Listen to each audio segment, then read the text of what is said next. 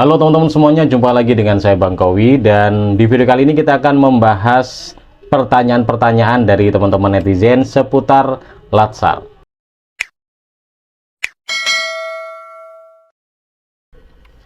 Oke teman-teman, jadi Latsar ini merupakan satu hal yang mau tidak mau harus dilewati oleh teman-teman CPNS agar C-nya bisa hilang dan mereka bisa menjadi PNS. Nah, langsung aja mari kita bahas karena banyak pertanyaan-pertanyaan seputar Latsar. Padahal teman-teman CAS ini baru aja nerima SK, ada yang baru aja nerima SPMT, dan ada yang masih menanti kapan menerima SK-nya gitu. Tapi nggak apa-apa. Kita akan bahas Latsar buat teman-teman sekalian untuk persiapan, karena juga banyak teman-teman CPNS yang udah nerima SK dan udah bersiap bekerja gitu ya. Kita bahas pertanyaannya langsung aja satu persatu. Pertanyaan yang pertama. Satu lagi Bang, proses Latsar ini apakah kita sudah masuk kerja di instansi terkait? Jawabannya iya. Jadi teman-teman nanti masuk kerja menjadi pegawai, nanti beberapa bulan teman-teman akan dikabari oleh pihak BKPSDM-nya untuk mengikuti Latsar secara mandiri dan seterusnya sampai menjadi peserta Latsar gitu ya. Selebihnya saya sudah pernah membahasnya, jadi silakan cek aja di playlist video saya yang membahas tentang seputar Latsar. Di situ sudah lengkap saya bahas.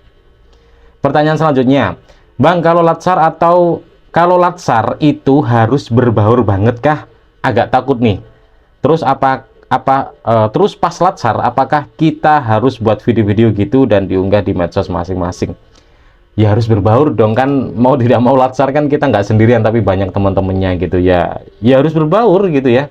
Teman-teman misalnya memang basicnya introvert, ya silakan ikuti aja, nggak harus yang berbaur yang SKSD ke yang lain. Ya intinya ikuti prosesnya kayak teman-teman sekolah gitu loh ya. Jadi nggak harus yang banyak omong, nggak harus yang harus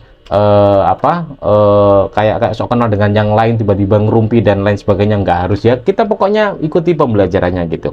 Nah, terkait apakah tugas-tugasnya bikin video, saya nggak ngerti. Kalau di masa saya waktu itu kan karena pandemi, jadi kebanyakan bikin video. Yang sekarang saya kurang paham, tapi yang jelas tidak akan jauh dari yang namanya digitalisasi. Jadi termasuk bikin video kayaknya masih gitu ya.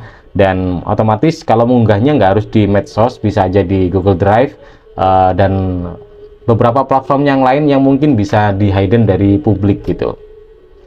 Selanjutnya, Bang, Latsar itu semi militer banget kah? Soalnya nggak ideal nih BMI-nya. Jadi agak ketar-ketir. Apa BMI-nya?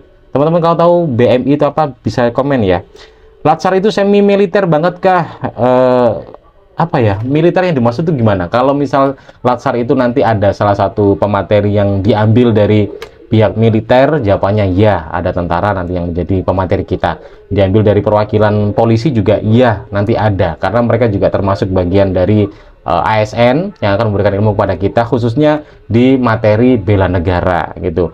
Tapi apakah yang dimaksud militer ini adalah sesuatu yang ketat, sesuatu yang apa ya, otoriter, diktator, keras, kejam? Jawabannya yang enggak lah.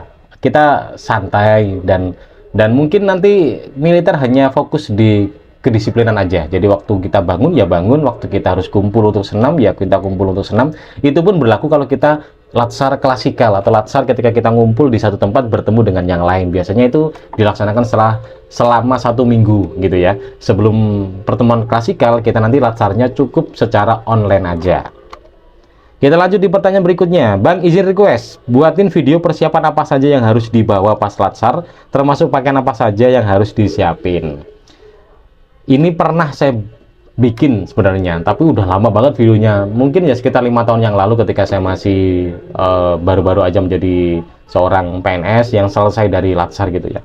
Yang jelas teman-teman nanti terkait persiapannya itu pasti akan terlampir secara otomatis di pemberitahuan. Jadi panitia Latsar tidak mungkin diam-diam tiba-tiba disuruh datang tanpa ada persiapan-persiapan yang disampaikan. Pasti nanti akan disampaikan gitu ya teman-teman. Jadi santai aja. Yang jelas persiapannya itu ya simple-simple, nggak ada yang ribet-ribet kok ya. Kita lanjut. Bang, berarti kapan mulai buat SKP dan EKIN setelah Latsar kah? Terkait SKP dan EKIN itu tidak harus menunggu Latsar.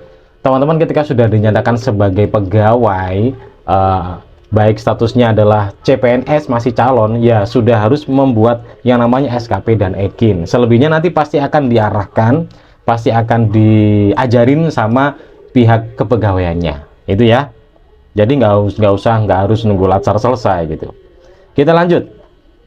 Untuk latsar biasanya berapa jarak waktu dari SPMT ya kawan-kawan? Kalau teman-teman nanti terpanggil latsar itu jaraknya sebenarnya ketika sudah menjadi CPNS resmi dan data teman-teman sudah ada di data ASN, teman-teman sebenarnya sudah bisa memulai untuk ikut belajar secara mandiri di Latsar MOOC. Itu aplikasi platform untuk belajar mandiri teman-teman CPNS di dalam hal Latsar. Jadi itu adalah belajar pralatsar istilahnya. Tapi biasanya nanti menunggu instruksi dari BKPSDM-nya masing-masing.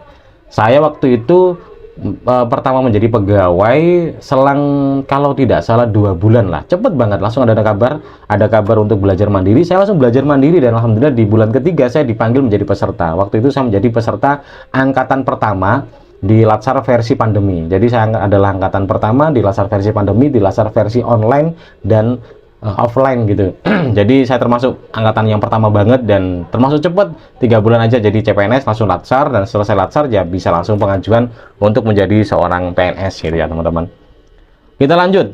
Bang mau tanya, kalau misalnya tidak lolos latsar terus kita diberhentikan, apakah statusnya diberhentikan secara terhormat atau tidak terhormat, atau dipecat atau dianggap mengundurkan diri? Terus setelah itu apakah bisa daftar CPNS lagi di periode berikutnya tanpa sanksi atau dikenakan sanksi dan nggak bisa ikut tes CPNS? Ini mikirnya kejauhan ya namanya ya.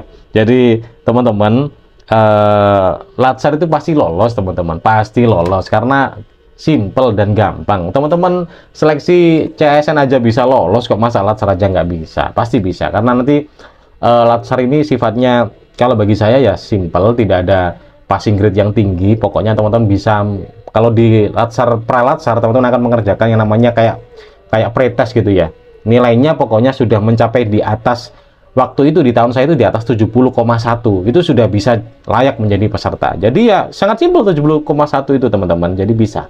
Jadi nggak usah mikir nilai yang tinggi-tinggi. Pun juga kalau seandainya dalam proses latsar nanti teman-teman mengalami yang namanya keteteran, terus kemudian terbengkalai di tugas ini itu, dan katakanlah nilainya jelek lah.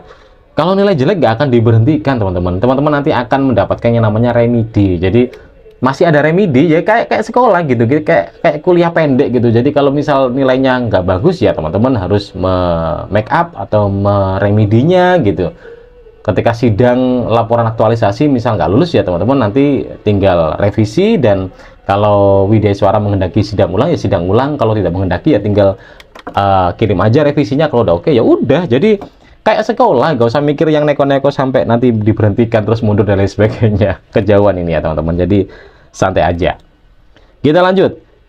Kita pelatihan online-nya harus masuk di instansi atau apakah boleh dari rumah kak? Kalau pelatihan latsar itu teman-teman nanti di instansi ya teman-teman, jadi masih bekerja. Dan banyak yang ditanyakan, Pak kalau latsar nanti kita masih digaji nggak? Teman-teman nanti masih digaji karena teman-teman nanti tetap bekerja, dan latsar ini hanya dilakukan secara online yang panjang durasinya. Yang pendek nanti selama seminggu itu klasikal, jadi masih bisa untuk bekerja. Nah terkait nanti ketika di kantor, ketika ada kan biasanya kan ada pertemuan daring gitu ya, ada kelas Zoom, kelas Google Meet atau kelas Zoom gitu, teman-teman tinggal izin aja ke atasannya untuk break sejenak untuk ikut kelas online tersebut, tapi tetap di kantor gitu. Tapi ada juga beberapa instansi yang membolehkan pegawainya untuk ketika ada kelas mereka bisa balik ke rumah atau ke tempat lain, yang penting tidak harus di kantor. Ada juga, tapi kebanyakan tetap di kantor karena mereka juga masih digaji gitu ya teman-teman. Jadi kalau ada sesuatu yang kayaknya benturan nih dengan kelas, ya silakan langsung aja komunikasi ke atasan, minta izin biar diberi solusi terbaik untuk teman-teman. Oke, kayaknya itu ya teman-teman pertanyaan-pertanyaan yang saya kumpulkan terkait latsar. Jadi latsar itu nggak usah dipikir neko-neko. Kalau ada konten kreator yang bikin statement bahwa latsar itu begini begitu, yang sifatnya itu menghantui, serem banget, susah banget dan lain sebagainya, jangan dipercaya deh. Insya Allah latsar itu aman, gampang. Pokoknya teman-teman jalani aja ya, kayak sekolah gitu loh. Pokoknya masuk, ada tugas dikerjain, nilai jelek nggak apa-apa, yang penting dikerjain, yang penting disiplin, udah itu pasti bisa lulus ya. Dan ingat, lulus dengan nilai berapapun, bahkan teman-teman nilainya ada yang nilainya 70 katakanlah pres KKM gitu ya, ada yang teman lain nilainya 100, nggak peduli, sama aja, tetap pernyataannya lulus dan nggak akan berpengaruh di gaji teman-teman. Gaji teman-teman nanti tetap akan sama, nggak ada bedanya ya. Semoga bisa dipahami terkait Latsar ini, dan tetap semangat buat teman-teman yang kayaknya sudah siap menyambut Latsar. Silakan kalau ada informasi dari BKPSDM-nya langsung aja sikat. Kalau ada Latsar, ikuti pembelajaran online-nya biar bisa cepat-cepat terpanggil menjadi peserta Latsar, biar cepat-cepat punya sertifikat Latsarnya atau STTP-nya. Kalau sudah punya, nanti kalau ada kabar untuk mengajukan diri menjadi PNS, melepas C-nya menjadi PNS, silakan langsung diajukan ya. Terima kasih, semoga bermanfaat, dan kalau ada pertanyaan silakan ditulis di kolom komentar. Terima kasih, sampai jumpa.